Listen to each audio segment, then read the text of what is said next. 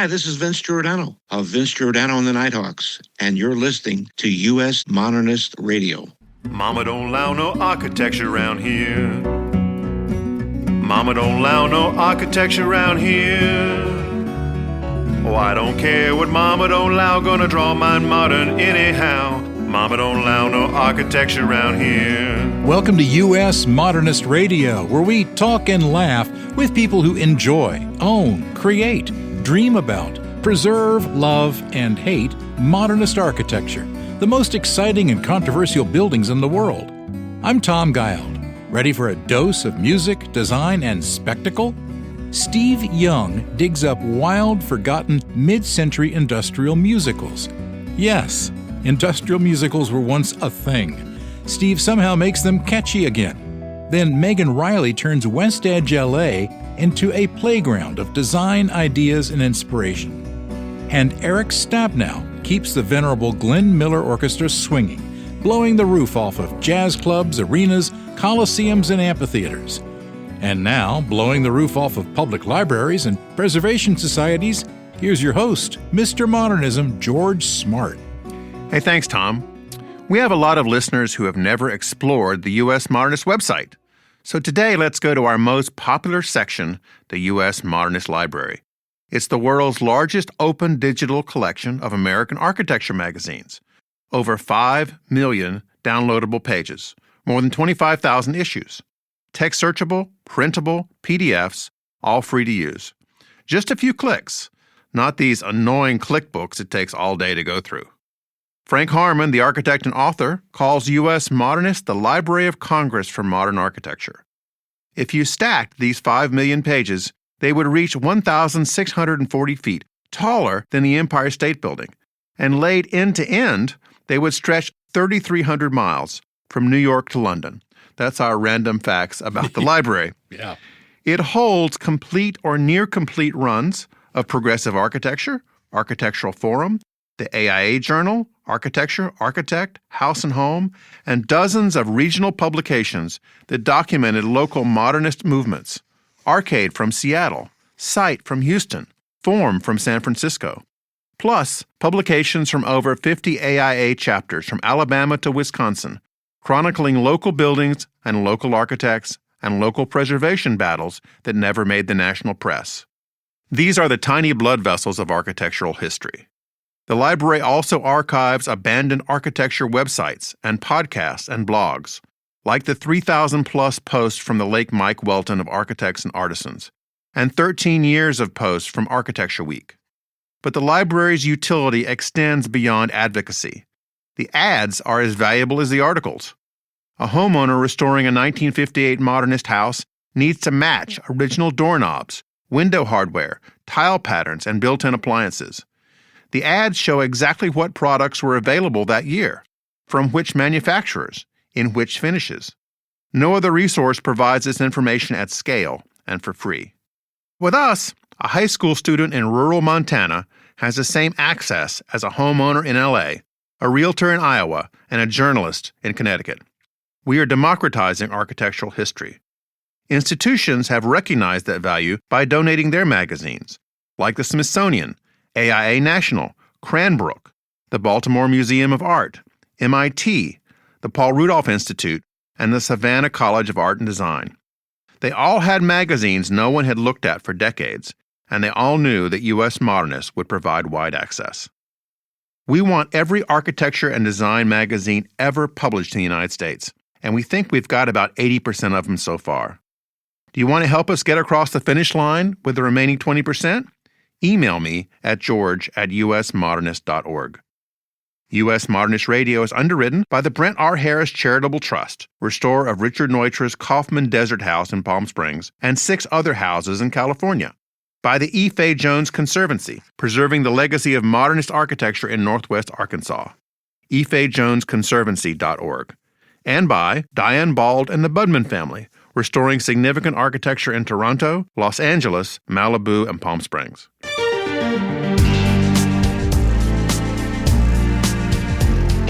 Long before anyone thought of viral marketing, there was the industrial musical, a strange, glittering chapter of mid-century America where corporations staged full-scale Broadway-style shows to sell everything from diesel engines to fluorescent light bulbs. The audience? Usually the company's own staff and customers.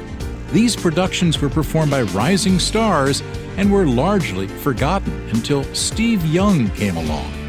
Steve's a longtime writer for David Letterman, and he became the world's foremost authority on industrial musicals, tracking down performers, composers, and rare recordings to preserve this quirky, surprisingly sophisticated corner of American history. He co-authored Everything's Coming Up Profits, the golden age of industrial musicals, inspired by the documentary Bathtubs Over Broadway. George tracked Steve down for a recent Zoom chat.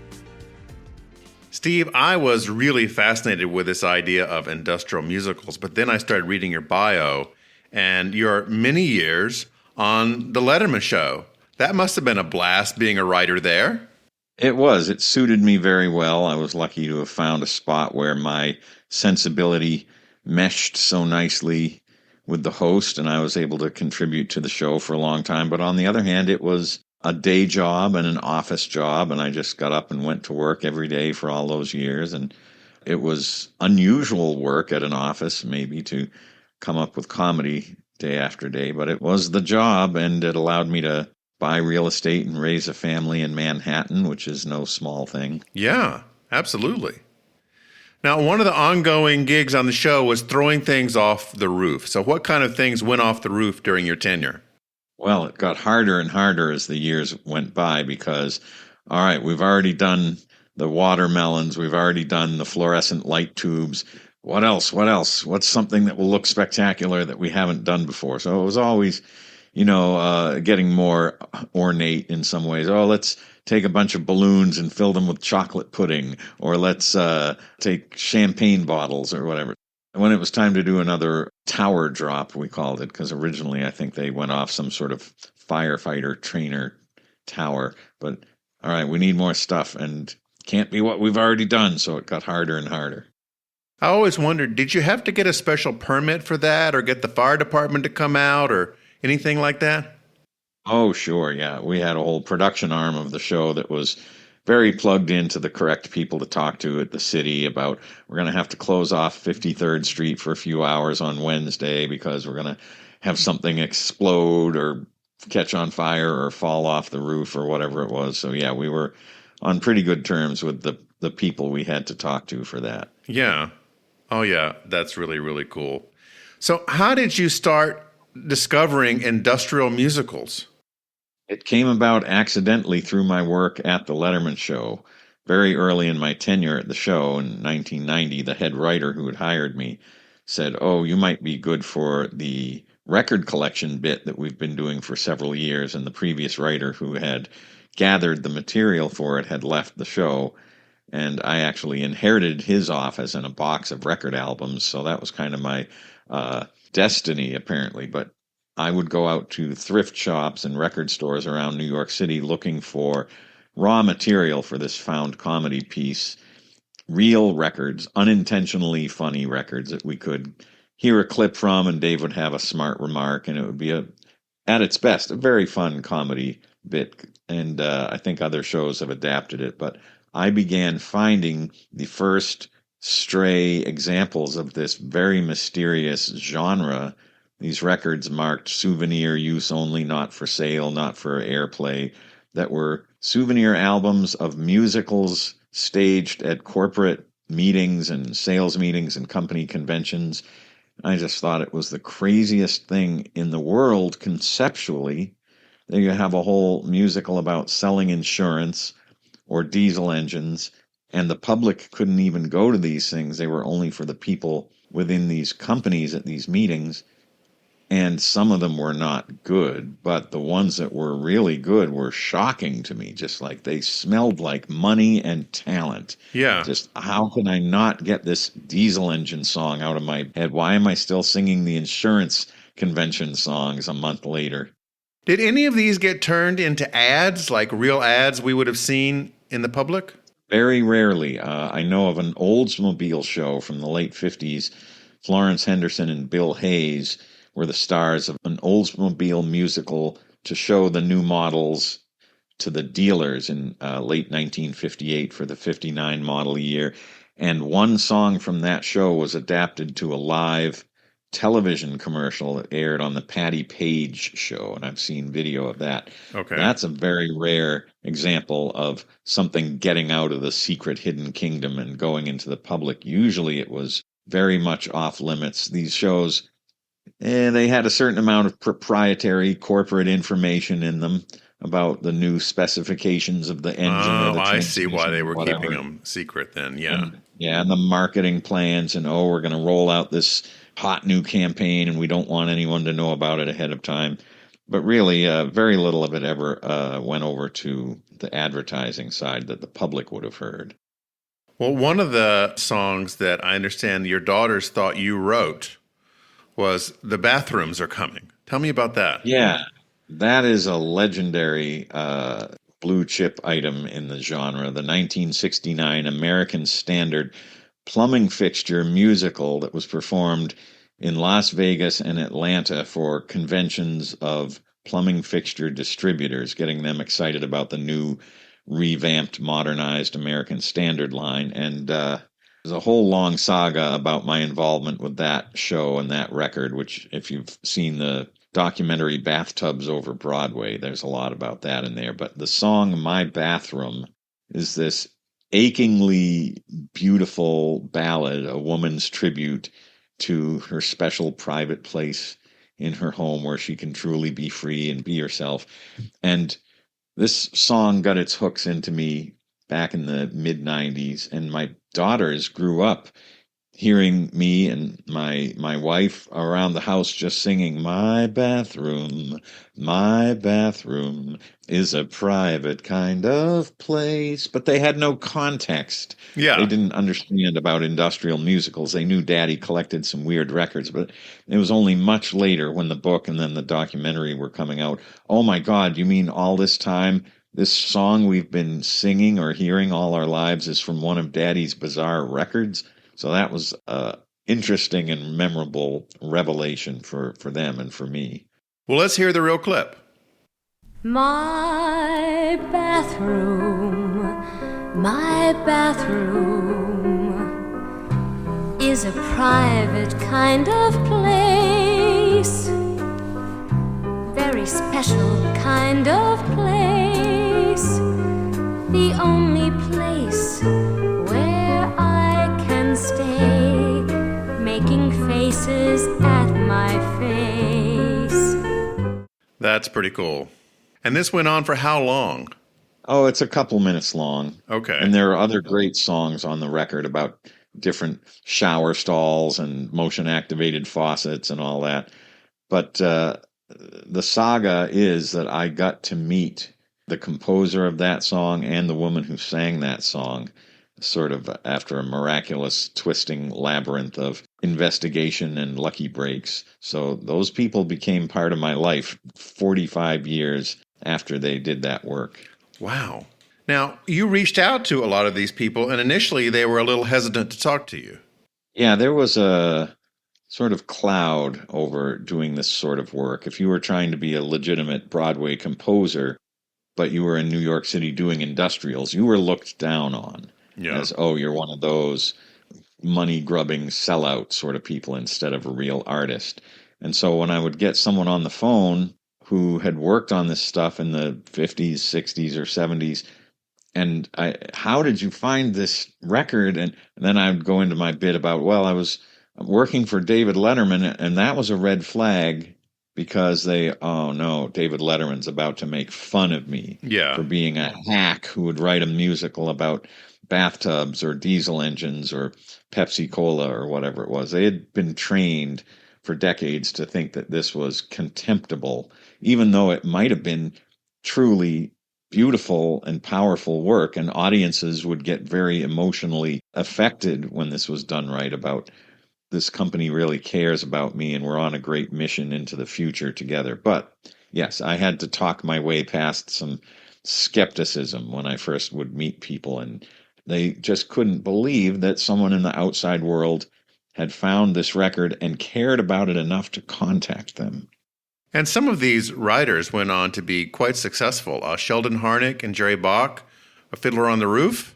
Yes, I had never heard about Sheldon Harnick and Jerry Bach. I grew up knowing nothing about real musicals. I just sort of skidded in sideways with this bizarre stepchild of musical theater. But I had a Ford Tractor musical from 1959, very peppy songs and pictures of tractors all over the cover.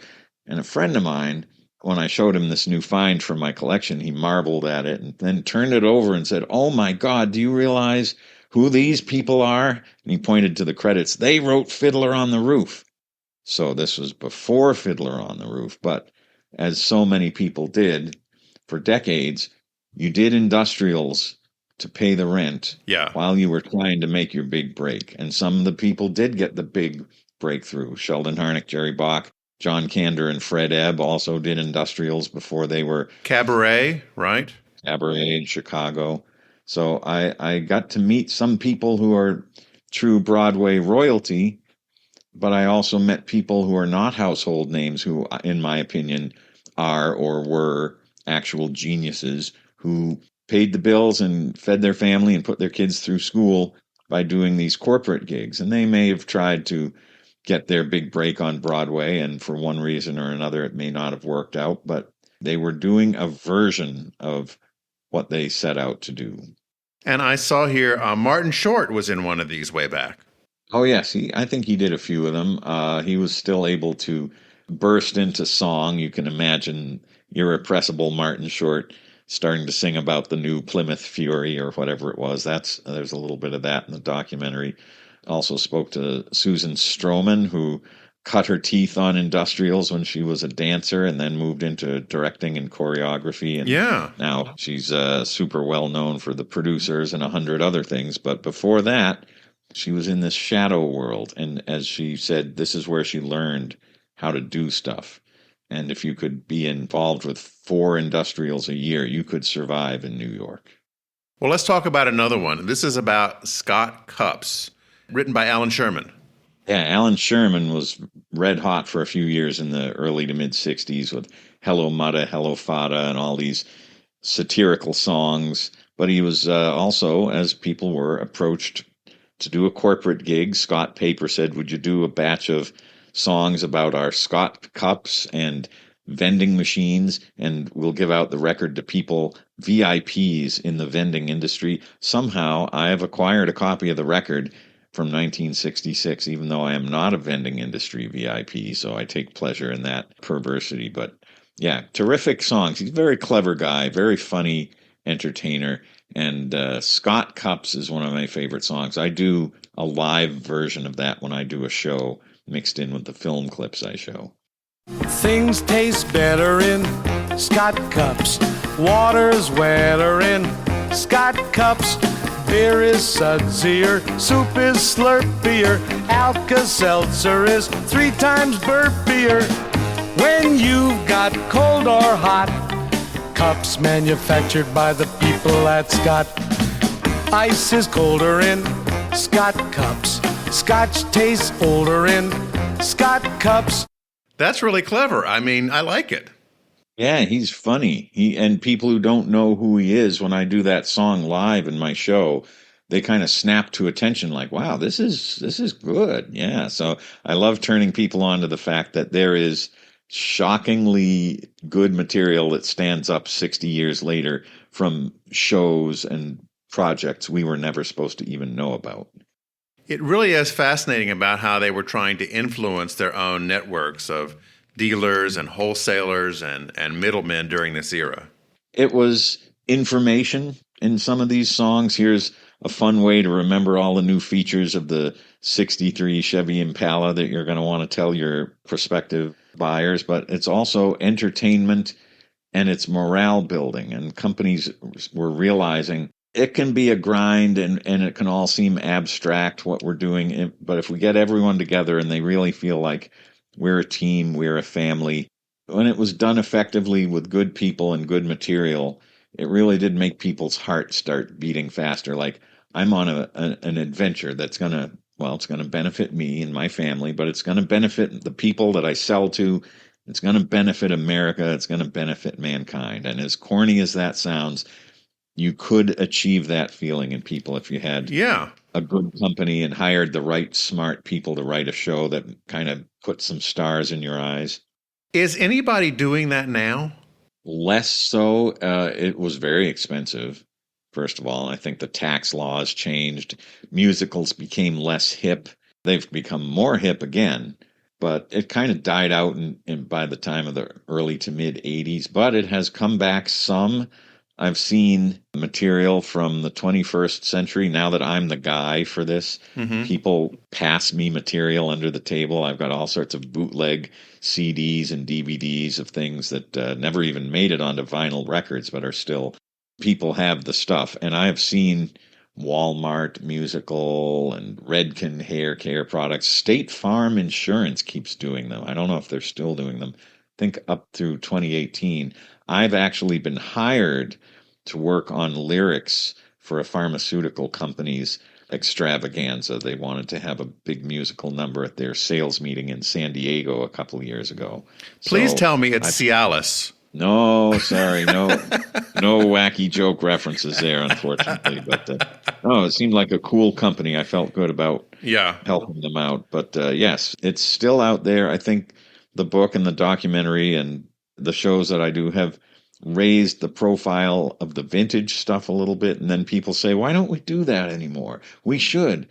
And I think it became old hat by the 70s. After 20 years of doing it, people were used to it. Yeah. Then it went away and people weren't used to it. And now the wheel has turned and it seems kind of amazing and fresh again. If you have a musical on stage in front of you at a big meeting where the theme is what you do is important. Yes, you're going to make money, but what you do matters, and people need to hear that. Yeah, there's that wild optimism that comes from a lot of musicals that really infects an audience. Yeah, and it was part and parcel of the 50s and 60s, and then by the 70s, you're starting to see various kinds of malaise creeping in, and everything about the car industry was kind of not as fun anymore. It was like gas prices are high and everyone's worried about whether your car is going to have a defect and you're going to get sued. And there was much more of a retrenchment, I think, by the 70s. But 50s and 60s still felt like the sky was the limit. Well, Steve, this has been fascinating. Thank you so much for sharing it with me. And thank you for keeping this, real cult genre alive. Yeah, it's fun music, but it's also human stories about people who said, I don't care if only 200 people are ever going to hear this lawnmower musical. Yeah. I am going to make it as good as I possibly can because that's the only setting I have is to do great work. I found that very inspiring. I kept hearing versions of that from people. So I've become the keeper of the flame for the work of a lot of people. And it's been a pleasure and an honor. So thank you for having me. That was George's conversation with Steve Young. Megan Reilly is the woman with the walkie-talkie and 2 cell phones walking around the huge conference floor looking like she's in charge because she is. From 2002 to 2005, she was Director of Marketing for Neocon World's Trade Fair, the largest commercial interiors exposition and conference in North America. Through 2013, she was Director of Marketing for Merchandise Mart, eventually leading the Architectural Digest Home Design Show. Since 2013, she's the founder of WestEdge Design Fair in Santa Monica, California. It features more than 150 modern design brands, with last year's edition attracting over 9,000 attendees. Welcome to the show, Megan. Thank you for having me. So, Megan, we met back in 2018 when I came out and did a panel for WestEdge and hung out with our good friend, Josh Cooperman. How's Josh doing? He's great. It was great to have him at the show last month. And, that's a nice partnership. It was wonderful to have you involved when you came out to the West Coast. And we just had our wrap on our 10th edition. The show is in a unique place called the Barker Hangar. What is the history of that building a little bit? The Barker Hangar was started by the Barker family, and it's technically owned by the city of Santa Monica, but the Barker family had a 49.5-year lease, which was renewed. It was an airplane hangar. It still is an airplane hangar structurally, but back in the 60s, it was used primarily to house planes, private planes. The Barker Hangar is a private airplane facility. So over the last several years, I would say at least, we launched in 2013, but even before that, it has been used as an event space, doing everything from art and design shows to videos, shooting commercials. They host the MTV Music Awards and a bunch of other Hollywood-style galas and philanthropic events. So it's really a great venue, and we get a lot of accolades about running there. Is there a runway outside? Oh yeah, it's an airport. Okay. It is an active runway. So during the event, we have to get permission to kind of close the taxiway, even though there are planes here and there still departing. It's a private airport. There's a lot on the campus around the Barker Hangar as well. Great soccer fields and restaurants and some art studios across the street from the Barker Hangar. So people know it and people like it. And if you live in Scottsdale or Las Vegas, you can now fly into Santa Monica directly on JSX, which will be having service throughout the spring and hopefully throughout next fall when you have your show, which will be fantastic for bringing people in to see WestEdge. It'll be an easier venue to get in and out of for visitors. So you have a lot of great sponsors. You have Gensler, the architecture firm, Monogram Appliances, Lux Magazine, IIDA, Pacific Sales Kitchen. What kind of things do people experience when they come to this giant hangar full of expo booths? Yeah, well, we like to say we're the anti-trade show. And I think part of the reason we say that, of course, is the venue. We don't run in a traditional convention center with reason. That's very deliberate. The Barker Hangar is such a raw blank canvas for a design fair like WestEdge. So the focus is, of course, the exhibit booths. Like you said at the start, we had just under 150 exhibiting brands this year. We leave the hangar doors open to create an indoor-outdoor vibe. So we have outdoor exhibitors, we have our interior exhibitors, and then we also have a lot of engagement. So the main stage hosting panel conversations. We have a culinary demonstration kitchen where we bring in chefs and sommeliers and chocolatiers and that sort of thing. A lot of networking. It definitely feels like a fun event. It's a very California cool vibe. And it doesn't feel like your typical trade show where you're working. If you're a design trade professional, it really feels more like a party atmosphere, which is exactly what we've tried to create. How many people did you have exhibiting your first year out? Gosh, our first year, I think we had about 105, just over 100. Oh, that's great. So we've grown steadily. You're not going to see the jumbo booths, when you go to a K-Biz type of show or the shows in Europe, you see these ginormous spaces, often that are 2 levels or even 3 levels, some of the European trade shows. But we're more boutique in scale. And so I think that also creates kind of an even playing field for our exhibitors where you really have to put your best foot forward, but with a display space that highlights in a nice way more of an art gallery setting and kind of keeps all of the exhibitors relatively similar in scale as far as the size of the exhibit spaces. How many days does it run? We open on a Thursday. It's a 3-day event. We used to be 4 days before the pandemic, but coming out of the pandemic, I think so many people realized that they could do more with less. And it was really about the quality and the quantity. But if we could get the same level of attendance over 3 days, that was our strategy. And we've been successful in doing that. So we open on Thursday with a venue-wide opening night party. And then our event days are Friday and Saturday. Do you have to be an official interior designer to come to this, or can anybody attend? No, we're a hybrid event. So coming out of my background, which was producing the Architectural Digest design show in New York City, we used that audience model, hybrid show catering to both design trade professionals, but also homeowners. And so our audience is about 70% design trade, architects, interior designers, landscape designers, even design students. We count as design trade professionals in fostering that emerging design trade professional. And then we're also open to the homeowner audience. Anyone can buy a ticket. Most of those homeowners or consumers, as we call them, tend to come on Saturday, and many of them are already working with an interior designer or an architect. So this past edition, we saw a lot of homeowners coming, or I should say design trade professionals, bringing their client to the show, which is exactly what we like to see. I know because I ate some of it. You have a lot of great food experiences here at WestEdge.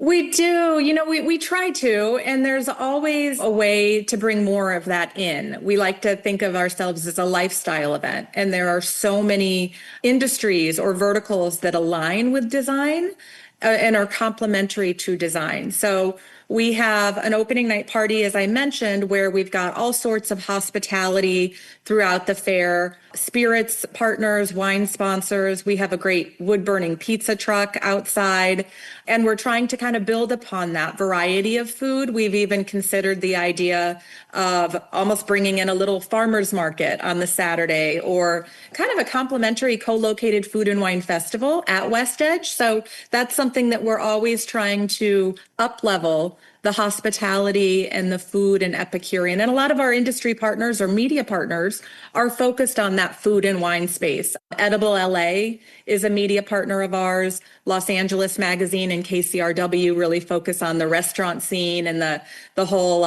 food and wine world of Los Angeles. How do you pick the people who are going to be part of the show? What criteria do you use?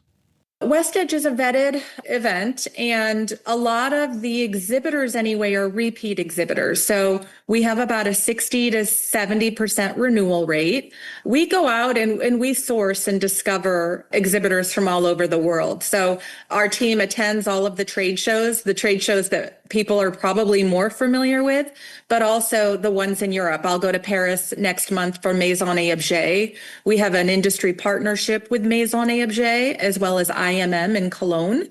We also do a lot of word of mouth. You know, exhibitors who participate one year will say, hey, you know, this company that we're collaborating with on a project would be a great fit for WestEdge. You should get in touch with them. And then we also are very, very tight with our design community. So we have a group of advisors, interior designers, architects, who often share with us the type of products they're using in projects. So it's a little bit all around of discovery and curating and kind of staying up to date with reading online and in our publications, but also a lot of attending other events and tapping into what our design community is doing and using. What are the dates for 2026? 2026 will run October 29th through the 31st. So you'll hit Halloween. Yeah. We're going to lean into Halloween. We used to run in October, and then we shifted to November after the pandemic. And so we've had a lot of feedback. People have asked us about trying to get back to that October timeframe for a couple reasons. Daylight savings time kicks in November 1st. So we are going to do some fun stuff on Saturday, which is Halloween. So we're planning to lean heavily into that. So if that's only 3 days, what do you do the rest of the year? I mean, it sounds like you travel around to other shows. They get ready for this, Tom. Yeah, WestEdge is a year-round production. A lot of companies determine their budgets in Q4 for the following year. So we are right now doing still a lot of follow-up with 150 exhibitors, you know, having those one-on-one calls with each of them to hear how the show worked for them, what they think could be improved upon. You know, January, we're traveling to a couple other events. It is a full year program, selling sponsors in, working with our media partners, all of those good things.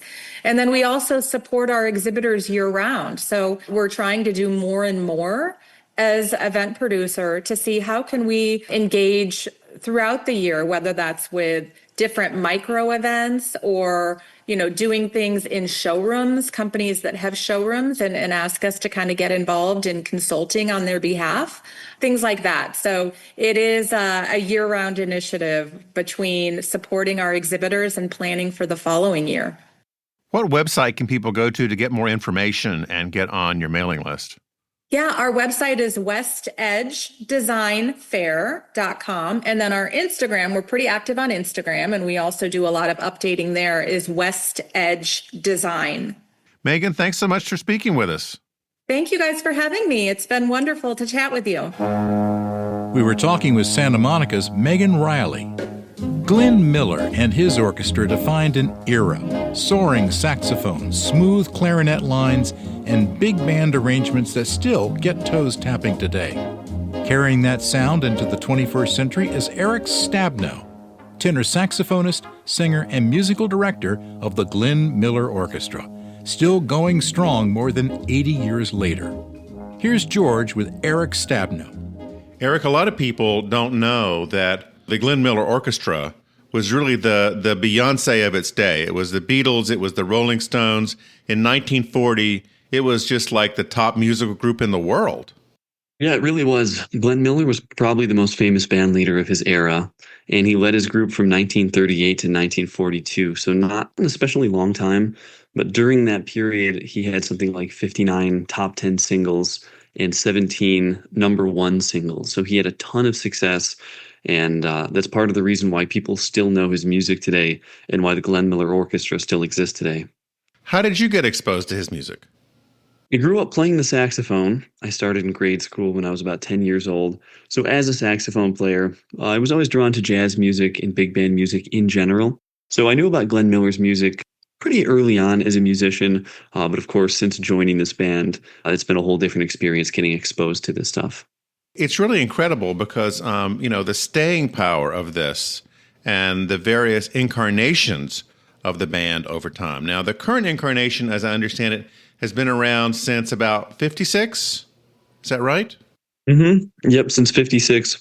After Glenn Miller's disappearance in World War II, that was 1944, the Glenn Miller Orchestra existed to some degree after that. The name existed and it toured for some time. But we look at 1956 as kind of the official reformation. And the band genuinely has been going nonstop since 1956 with literally no breaks. So, yeah, it's an amazing thing that the band has been on tour this long. But, yeah, 56 is kind of the official reformation. So do you all have a season, or are you touring, 365 days a year? Yeah, it's really nonstop year-round. We do get breaks. We had off for Thanksgiving, Christmas, and New Year's. We have a couple weeks off here and there, just depending on the tour schedule. But technically speaking, it is a full-time thing. We are on the road year-round. A calendar year, typically approaching about 200 shows, so it's very busy. So how do you guys travel? Do you have like a really cool touring bus or your own plane, or how does it work? Yeah, we do have a tour bus.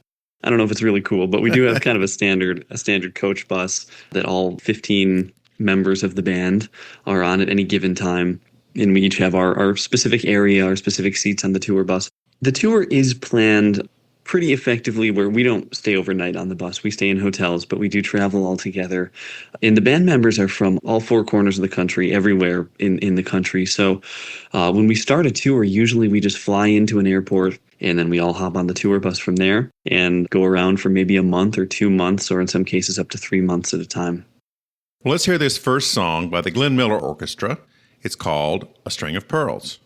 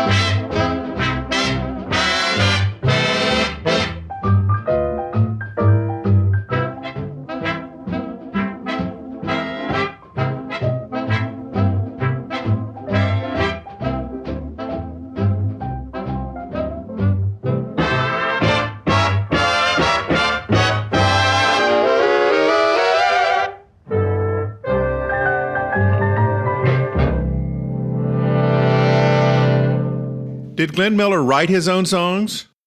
He wrote some of the music, especially early on. He wrote some of the music, like the theme song for this band is called Moonlight Serenade. All the big bands had their own theme song, so Glenn wrote Moonlight Serenade. However, as the band became more popular and busier, he hired on some writers and arrangers. So A String of Pearls, for instance, was written by a gentleman named Jerry Gray, and he was a fabulous musician that worked with Glenn Miller and worked with other big bands at that time. So Jerry Gray wrote some of the big hits, and there were several different writers that Glenn worked with. Now, I understand you have a personal interest in a particular genre of jazz, and that's Vince Guaraldi. Tell me about that.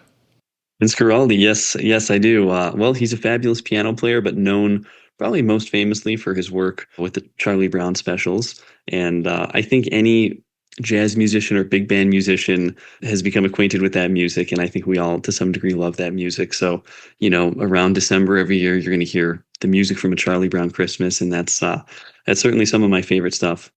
I know that Diana Krall a number of years ago covered Christmas Time Is Here, which is a wonderful Christmas tune, I think not played nearly enough. That must be in your lineup somewhere. That's a great one. Yep. And actually, when the Glenn Miller Orchestra tours during the month of December, our show's a little bit different. It includes Glenn's big hits, but it includes Christmas music as well. And this band has recorded some big band Christmas music, but there have been instances when we've included a Vince Guaraldi, Charlie Brown Christmas song as well. Now, how long have you been with the band? I've been with the band since 2017. And then I became music director with the group over the summer of 2021. So I started just as a tenor saxophonist and then became music director as the band was kind of getting going again after the pandemic. Now, how does that happen? Is it like Survivor, where there's a tribal meeting and you're elected? How do you become the music director of this thing? Yeah, it's a good question. I guess I stuck around and they asked me to step in front of the band. So it was certainly a unique challenge to become the music director, but something I've really enjoyed. And the band is filled with just great musicians, really fabulous players. So it certainly makes this job a lot easier that way. Some of the bands, and some not in the big band era, had vocalists that accompanied them. Is that the case with your band? Yep, certainly is. So there's some traditionally male vocals and traditionally female vocals with this band and with bands of that era. So I sing a lot of the male vocals, and we've got a fabulous gal singer. Her name is Jenny Swoish, and she does all those female vocals. So we'll play vocal songs from the 1930s and 40s, solo features for Jenny or for myself. And we also do some vocal group music. Glenn Miller had a vocal group called the Modern Airs. Fabulous group of singers. They sing these beautiful songs with beautiful harmonies. And we do some of that stuff as well. So that includes myself and Jenny. And there's a few gentlemen from the band that sing those backup harmonies as well. So a lot of great vocal music. I assume that Baby It's Cold Outside works its way in there somewhere. It's been a while since the band has played that one, but I'm sure it has at some point. All right, well, let's hear what I think is arguably the number one hit from Glenn Miller, In the Mood. This has been, super platinum, whatever the top metal is, right? Yeah, absolutely. This is the big one everybody knows, In the Mood. Even if they don't know who the Glenn Miller Orchestra is, they know the song.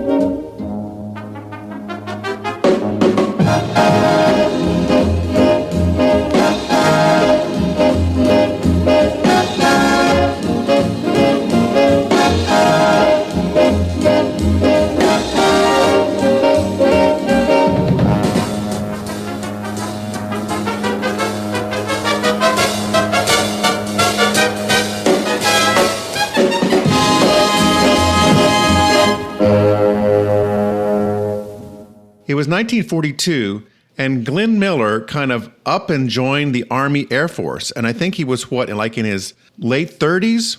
What prompted him to do that?